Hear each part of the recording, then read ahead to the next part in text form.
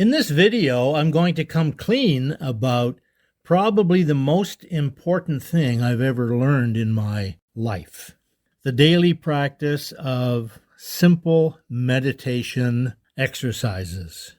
So in this video, I'm giving you a bit of insight into what on the surface might look like two completely different kinds of meditation, but actually, I believe, they are very close, if not identical. One is a Western approach by a neuroscientist named Sam Harris. The second is the approach of a Tibetan Buddhist monk who's teaching in America. And I like his approach particularly because his English is very good and very easy to understand. So I hope you enjoy this bit of insight into developing the power of your mind and changing your life for the better. Because I'm at a point where I'm kind of done with antidepressants, psychotics, mood stabilizers. We'll get there. I want to try something new. So what's your take on meditation as a mental health treatment? Thank you. Well, I think it can be incredibly useful. I think there are certain people who probably shouldn't go on intensive silent meditation retreats. So I think it's not, I wouldn't recommend the most intense experiences of meditation for everybody. And there are people who find, going into silence for a week or a month, destabilizing. And it's a tiny percentage of people, but you should be aware that it's possible to have a bad experience doing a lot of meditation. But no, meditation the kind of meditation I recommend is just learning to pay much more careful attention to what it's like to be you. And when you pay attention, you begin to notice all of the ways in which you are suffering unnecessarily. So there's a very, the universe didn't have to be this way, but it just so happens there is a direct connection between seeing more of what is actually happening in your own mind and ceasing to suffer in many of the ways that are unnecessary. And so honestly, it is the most important thing I've ever learned. But it's not necessary to learn most other things, right? It is kind of orthogonal to almost everything else we care about intellectually. But it's in terms of having some kind of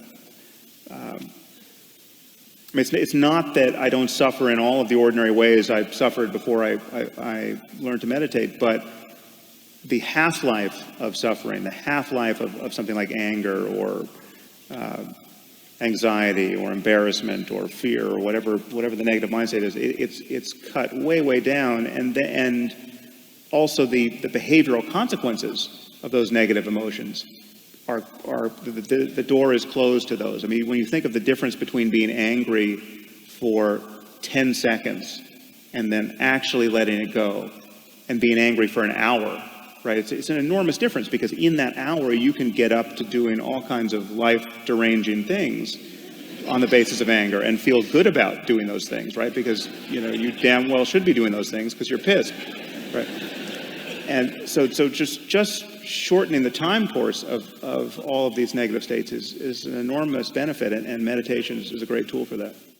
Similar to Sam Harris, I have found a simple meditation practice performed every day, if possible, or certainly on a regular basis, has been one of the best things I've ever learned.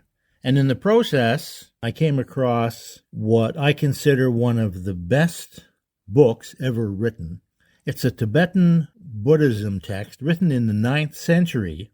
And this recording is a small part of a YouTube video series which goes through the entire book in detail. There are a few Sanskrit terms which can throw you off as you listen to this recording, so I will provide definitions as we go.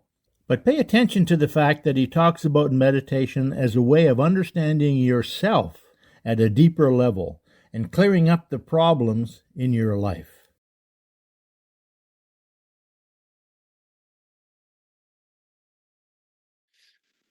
So, as I mentioned before, these are the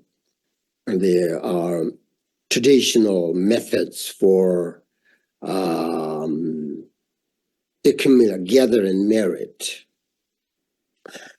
And when we say merit, there are two types of merit: the merit of wisdom, the merit of good fortune. The merit of wisdom is the cause of the Dharmakaya,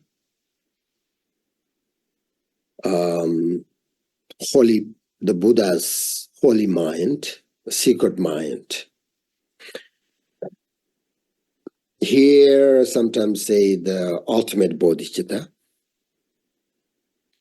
That is merit of wisdom. And then the merit of good fortune is cause of the Rupakaya, the Buddha's holy body, and also relative bodhicitta. And in order to accumulate these merits, we need to practice these offerings and practice all six perfections, the paramatas that Shantadewa explains in this text, this teaching.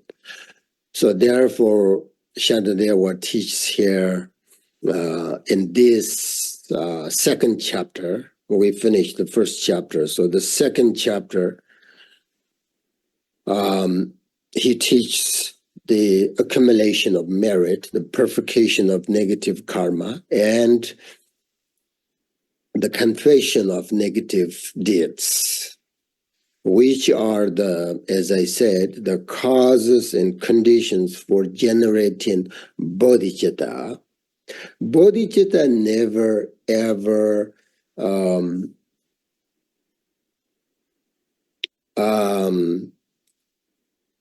develop someone who has no merits, no accumulation merit, someone who has a bad mind, selfish mind. So that's why accumulate merit and purify negative thoughts, negative deeds. These are then bodhicitta you can generate bodhicitta. These are the causes and conditions. And top of that, of course, you have to meditate. I really hope you are meditating daily for 15 minutes or half an hour or an hour, whatever you can, according to your daily situation. Because if you meditate a lot one day and then take a few days off, your mind will not develop continuously. So no matter how much time you spend meditating on the way of bodhisattva every day, it's all good. Just don't stop. Meditate every day. Recite this bodhisattva's root text according to what you are like. For example, if you want to understand the benefit of bodhicitta, recite the first chapter. And then if you are meditating on, accumulation, merit, then recite those stanzas in the second chapter. So keep positive thoughts in your mind and meditate every day. It's really good. Because then you are not wasting your precious time every day. And once you have developed your bodhicitta mind, then you become closer to enlightenment, which is the main goal of your life, our lives. right? So practicing these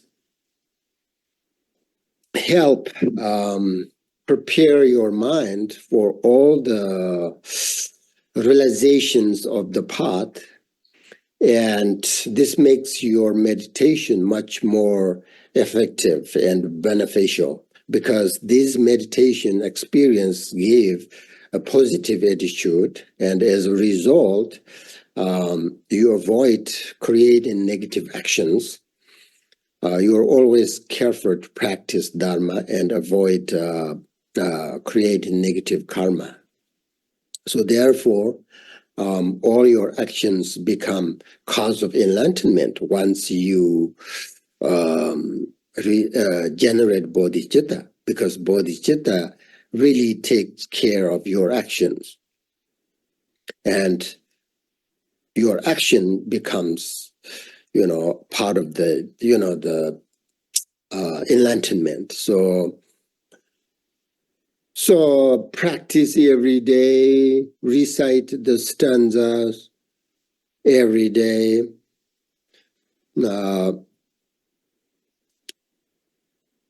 We must make our life meaningful. With many years of practice, and must consider doing this practice in our life, and take Shantandeva's advice seriously, not just once you receive these teachings and you hear it, and then you just close your book and never read this root text, then it's just nothing. So you have to, the best way is you have to memorize the whole text. If you can't, then you have to memorize whatever the stanza you like and help your practice, and then you have to constantly remember. So if we don't purify negative karma and don't have bodhicitta mind, we will not achieve how do I say, perfect human rebirth like one we have now. So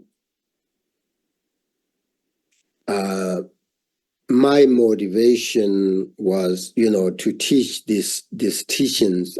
I came to this great country, have given this teaching and transmissions to all of you, because I want to this most precious human life that you all have received just this once, maybe, to be as meaningful as possible. But without receiving teachings and good instructions from the lineage, it's impossible to know how to use this precious human life meaningfully. So therefore, I'm giving you this profound teachings and transmissions from my great lineage. You might think, like this is not so important.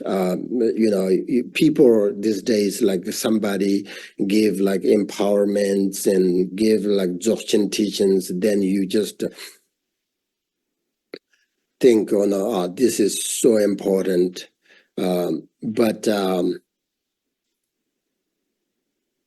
empowerments, in order to receive empowerments, you need a good foundation. Otherwise means nothing. These teachings really, it's mind training teaching, basically. And it's about bodhicitta. So it's really, once you practice, not just receive one time, but continue to practice, then you can develop bodhicitta 100%.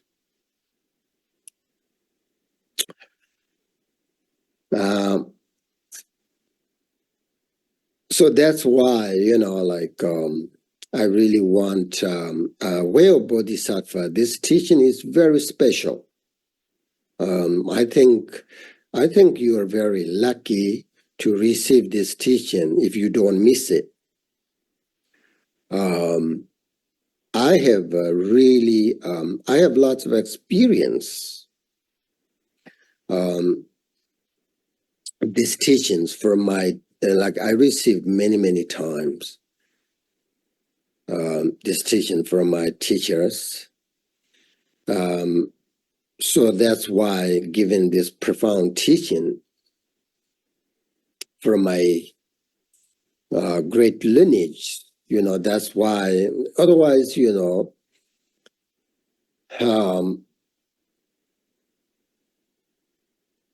if I, I would rather stay with my family. I would like to help my monastery that I grew up. So important. But I really want to teach where there are a lot of people who want to practice Buddhism, like authentically. But there are not many Buddhist teachers. So that's why I'm here and give teachings, this kind of very profound and important teachings. So I hope you take these teachings seriously.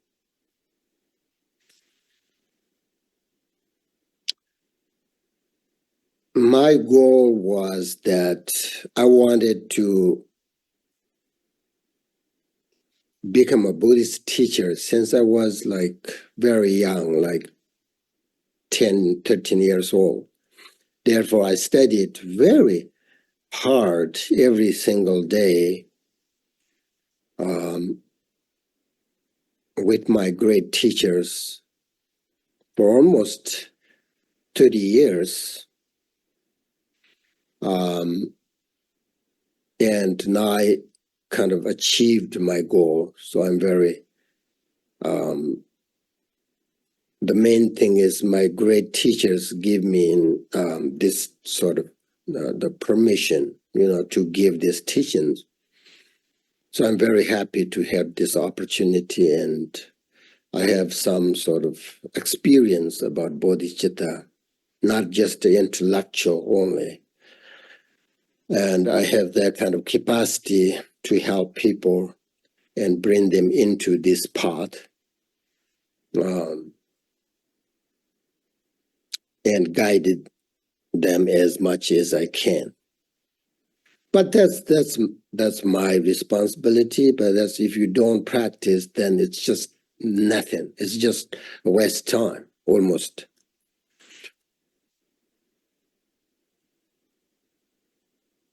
Usually, people spend so much time making money in order to, survive.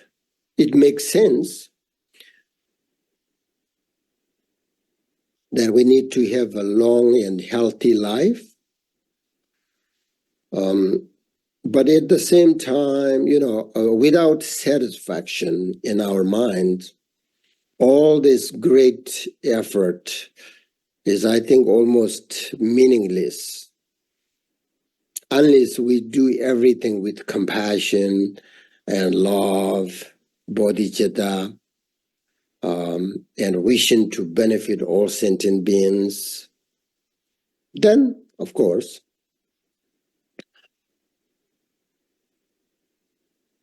but most people don't have satisfaction in their mind.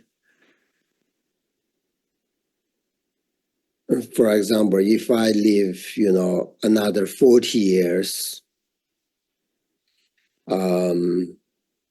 let's say I need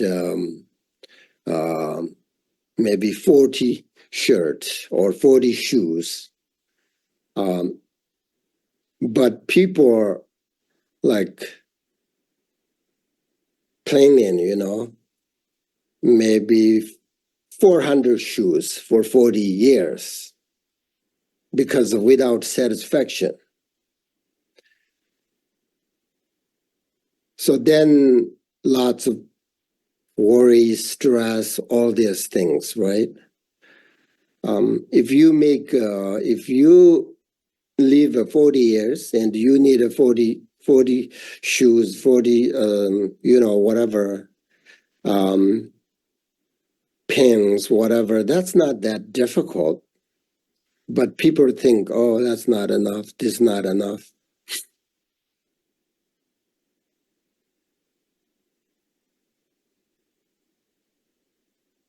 So I think that's very important. Bodhicitta gives all this knowledge and let you enjoy day to day, not like tomorrow, but today. If you think about bodhicitta, it makes your mind so pure and happy and satisfied. So this attitude gives meaning to all this sort of incredible effort that people make in order to survive, working very hard day and night. So this mind, this extraordinary mind called bodhicitta, has, remember, two wishes, right? To benefit all sentient beings and to seek enlightenment for that purpose. Two wishes. It gives meaning to everything, whatever we do with this mind. So therefore, in everything we do, in everything, we feel we should remember bodhicitta. Kunala Marimpoche says, remember bodhicitta when you feel down. Remember bodhicitta when you are scared. Remember bodhicitta when you suffer. Remember bodhicitta when you feel joy. And remember bodhicitta when you become lazy.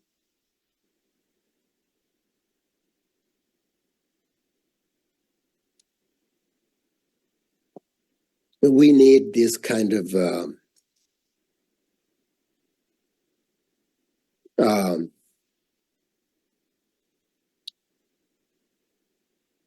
mind, bodhicitta mind.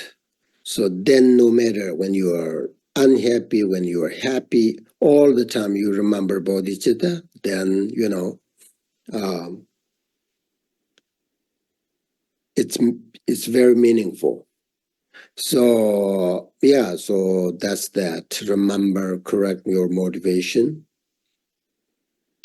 Now I'm going to pick up where I left off last class and take a look the root text, that the 14th stanza. We're here.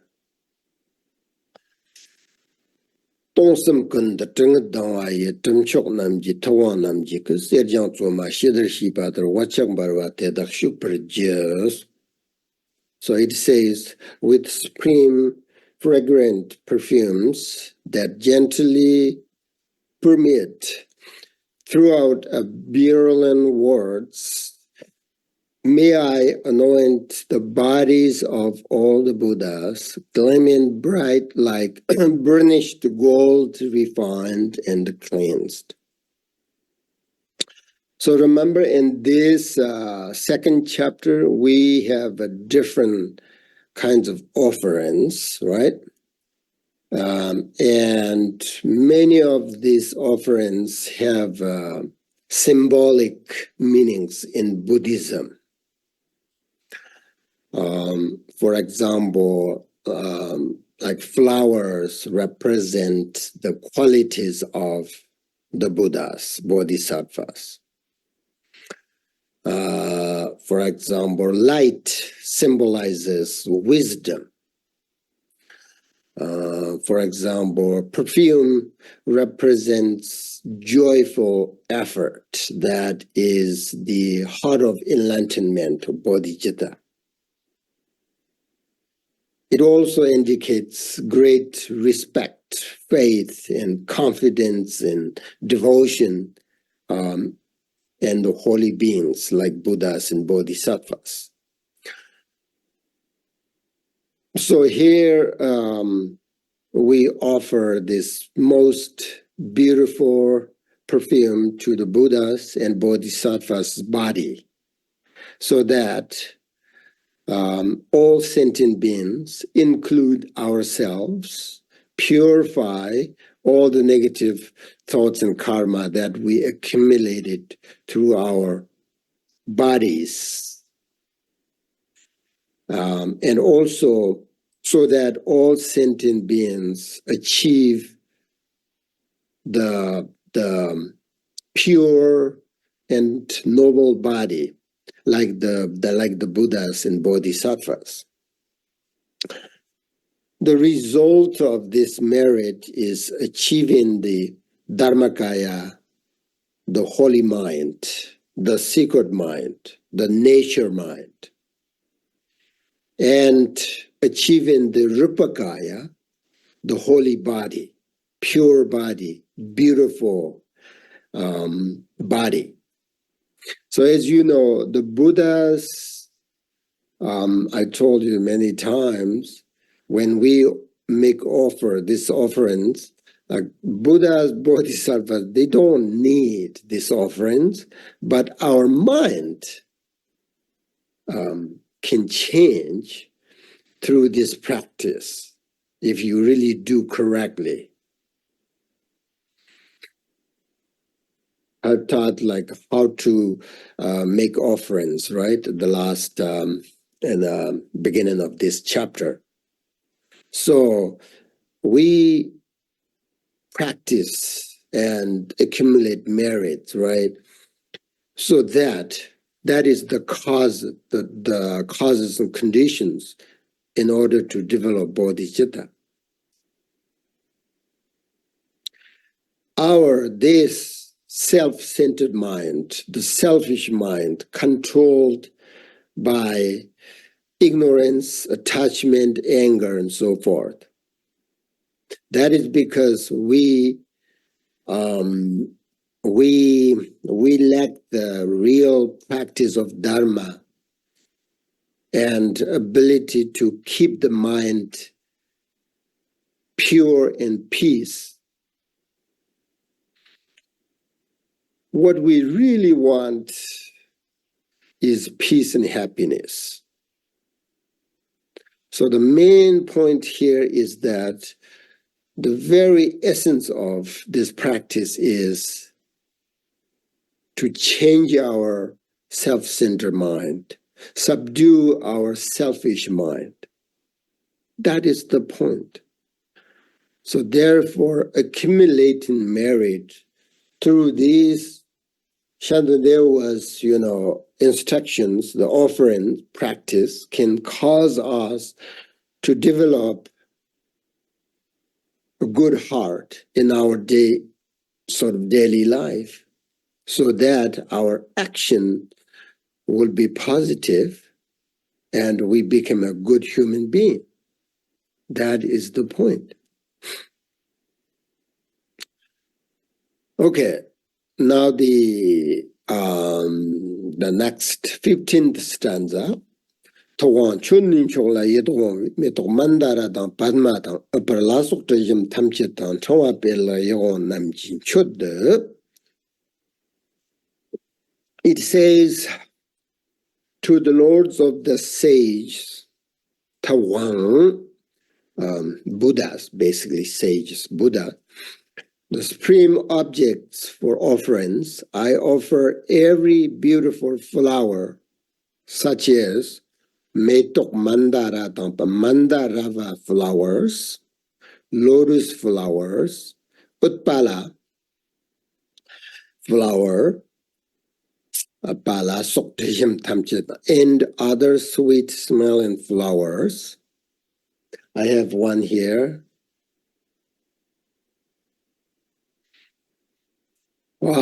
very sweet smelling flowers, like I offer to the Shantadewa. And here says, Tomabil is well as beautiful, well arranged garlands, like garlands, flower. Lots of flowers. You see behind me, beautiful flowers. It's not Mandarava, Lotus, Utpala, but it's beautiful. So you can offer these flowers. So that means like you offered, so you don't have sort of attachment. You just like you give. I mean, offering means like you basically it's generous, right? You practice generosity. So you offered, so you don't. So you already give your offerings. So that's why can change this practice. Really, if you do it, can change your mind. This selfish mind, right? So that's why all these flowers right here, we offer all these flowers like lotus flowers, beautiful, right? Jasmine, lilies, etc. There are so many beautiful flowers. Traditionally, as I mentioned before, each offering is cultivating a specific quality in our mind. Okay. For example, the offering of flowers increase our ability to feel love and compassion so that bodhicitta will develop.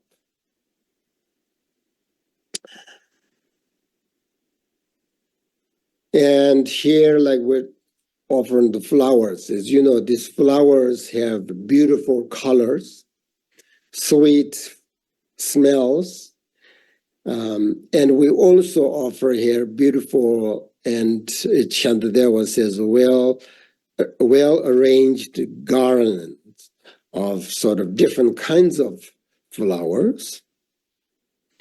Through these offerings, may all sentient beings purify their impure mind and be freed from negative thoughts. And purifying negative karma makes it much easier to generate bodhicitta. And once we have bodhicitta, then it's much easier to attain enlightenment. So we have to, in order to develop bodhicitta, we have to purify. And most people in this world don't really believe they can purify their negative karma, or they don't know. It's because they don't know the Dharma practice, and they have never sort of received Dharma teachings. So therefore, they think the worldly people, the worldly people think we need to be selfish. We need attachment. Otherwise, we cannot live our life properly. And people would think having no attachment seems like ignoring one of the best things about life. People believe that. Worldly people think no attachment means you are always lonely, kind of. So most people really don't understand how to live without attachment. Therefore, there is no inner satisfaction.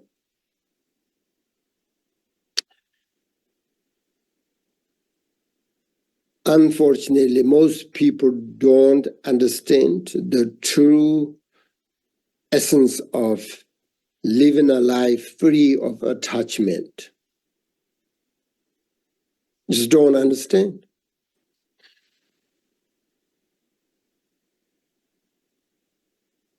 Maybe they understand like intellectually, but they don't have experience. So then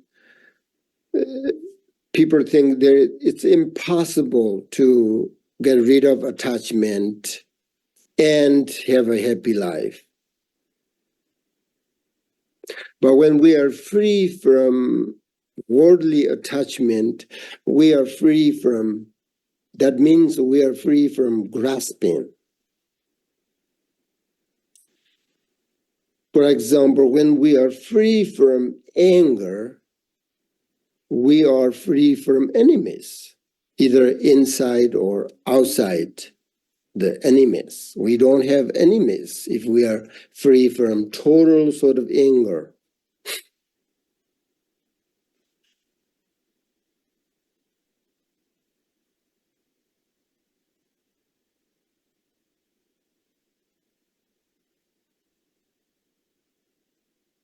So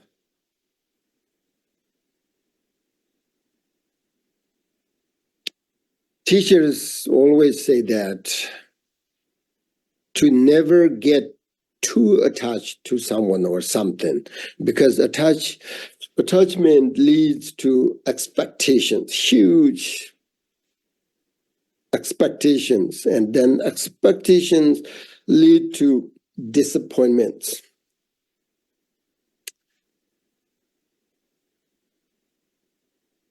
So Buddhists talk about non-attachment, right? Still, you have a happy, enjoy peace and happy life. Non-attachment does not mean abandonment. It means you let things come and go and recognize that all things change. And then you are really happy with whatever you have.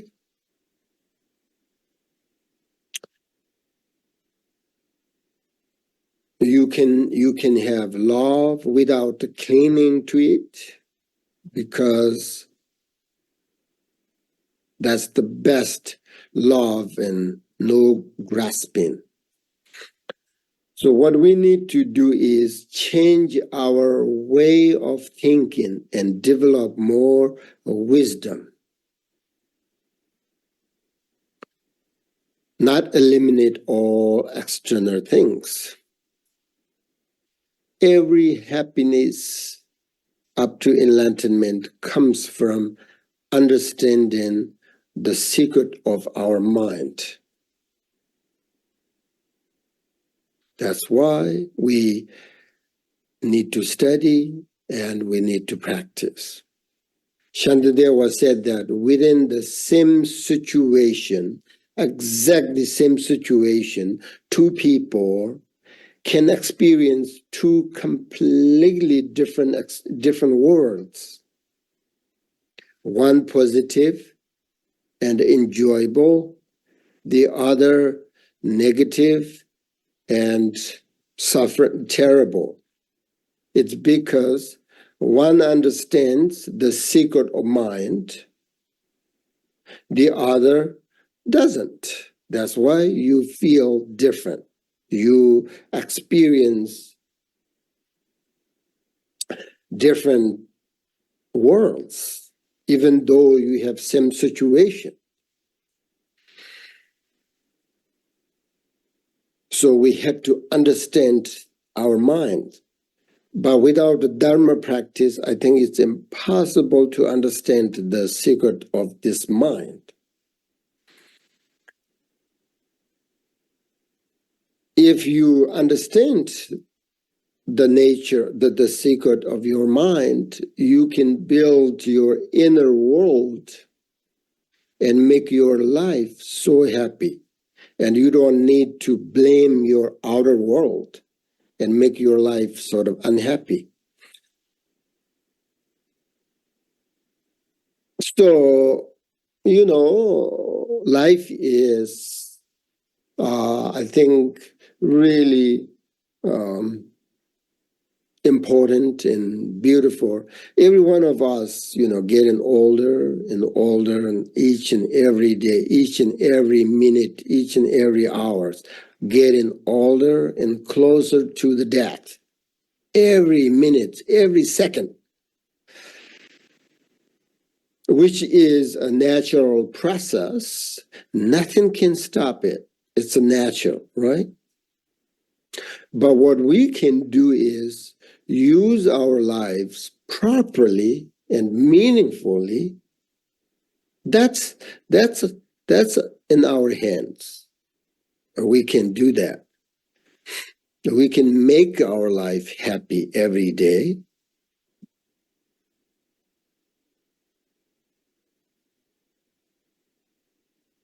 So don't miss this good opportunity.